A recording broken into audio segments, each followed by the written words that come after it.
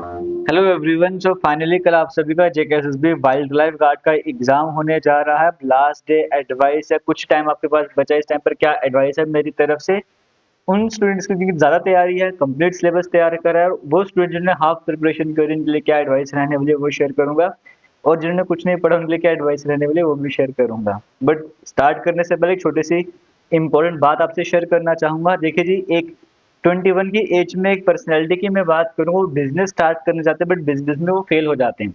For example, आपको job चाहिए, आप एग्जाम की तैयारी कर रहे हो, बिजनेस जो करता है वो भी तैयारी करता है, आपने भी तैयारी करी, एग्जाम और फेल हो गई। वही कंडीशन मान के जो 21 की एज है, बिजनेस में फेल हो जाते हैं। बिजनेस में कितना पैसा लगता है आपको वो भी समझ रहे होगे।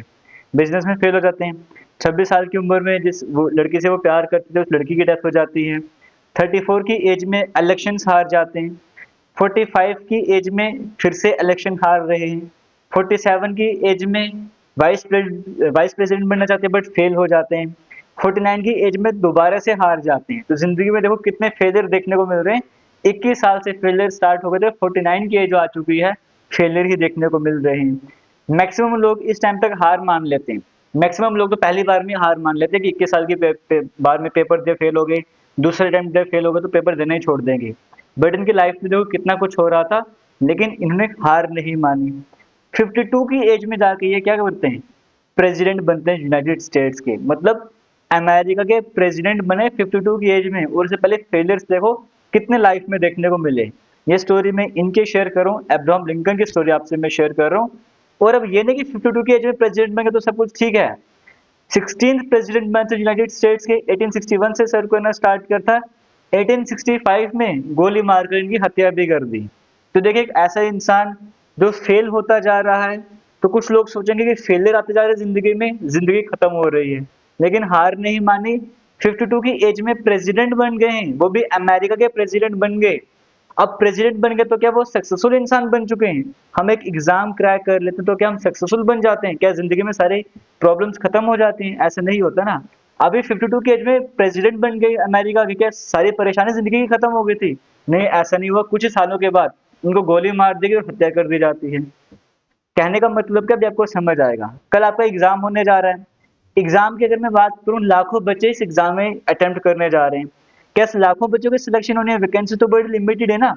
कुछ ही बच्चे वहां पर सिलेक्ट होने वाले। मैक्सिमम टू मैक्सिमम बच्चे जो हैं वो इस एग्जाम को क्वालिफाई नहीं कर पाएंगे।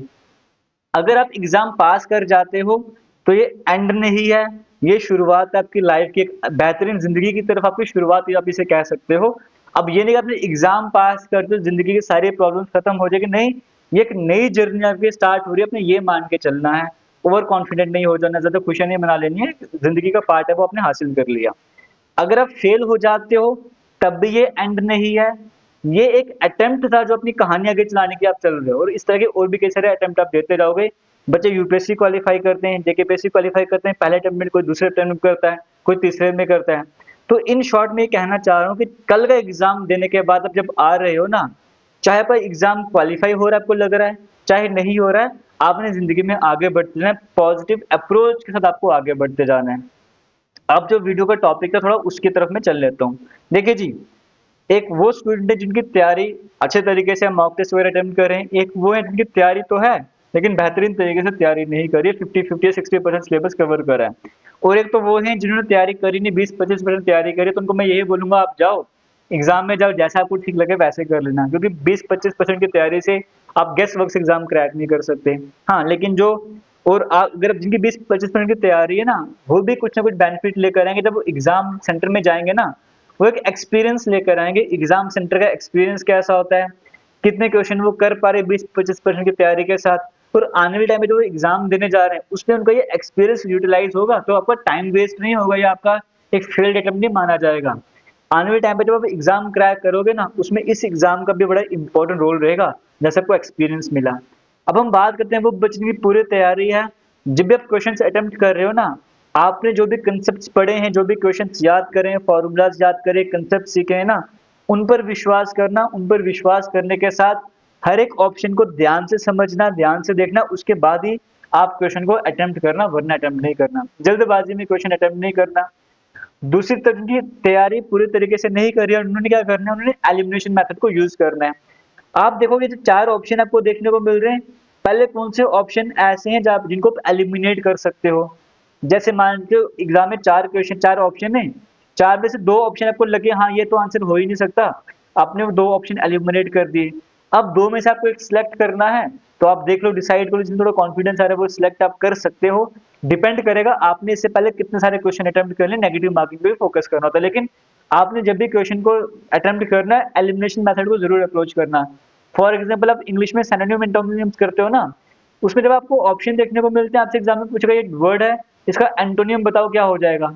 तो 4 ऑप्शन में से 2 ऑप्शन तो ऐसे हो जहाँ पे उस वर्ड के सेम टू सेम मीनिंग आपको देखने को मिलेंगे, सिनोनिम आपको देखने को मिलेंगे। बट आपसे पूछा है एंटोनियम है, 2 ऑप्शन आप वैसे ही एलिमिनेट कर दोगे, क्योंकि जो वर्ड था उसका सिमिलर मीनिंग आपको ऑप्शन में दिया गया है, बट पूछा एंटोनियम था। तो इस तरीके से एलिमिनेशन मेथड पे थोड़ा फोकस करना होता है। आप रीजनिंग का कोई क्वेश्चन कर रहे हो, आपसे क्वेश्चन सॉल्व नहीं आ रहा, जो ऑप्शंस हैं उनको ट्राई करके देखो क्या आप नंबर्स जैसे रीजनिंग का कोई रिकॉर्डिंग डिकोडिंग का क्वेश्चन कर रहे हो, नंबर से रिलेटेड क्वेश्चन सॉल्व कर रहे हो, आपको आंसर नहीं पता लग रहा है, एक-एक करके चारों ऑप्शन को यूज करने का ट्राई करो, कहीं न कहीं जहाँ पर पैटर्न बन रहा होगा, वो सही आपका आंसर बन जाएगा। तो ऑप्शंस को यूटिलाइज़ करके आप क्वेश्चंस को अटेम्प्ट करने का ट्राई करो, लेकिन उस इन बातों पे कब फोकस करना है, आपके पास टाइम होना चाहिए। पहले आपने वो क्वेश्चन अटेम्प्ट करने जो को कॉन्फिडेंट है कि हाँ, मुझे मेन क्वेश्चन को बिल्कुल सही तरीके से अटेम्प्ट कर सकता हूँ। टाइम मैनेज करना बड़ा ज़रूरी है। आपको स्पीड एक मेंटेन रखनी है, एक्यूरेसी के साथ मेंटेन करना है स्पीड को। और जिनकी तैयारी पूरी नहीं है, उन्होंने क्या करना है, आपको कोई भी क्वेश्चन लग रहा है ना, ये क्वेश्चन सॉल्व करने में ज़्यादा टाइम लग रहा है, उसको स्किप कर लो, नेक्स्ट क्वेश्चन की तरफ चले जाओ। अगर आप एक क्वेश्चन में रुक जाओगे ना, आपको मिनट्स ले जाएगा, 2 मिनट ले जाएगा, तो टाइम वेस्ट करने वाली बात होगी। जब आपको लगा ये क्वेश्चन ज़्यादा टाइम ले रहा है, स्किप करके आगे चले जाओ। बाद में जब टाइम बचेगा दोबारा से क्वेश्चन पे आ जाना। कॉन्फिडेंट रहना बड़ा ज़रूरी है।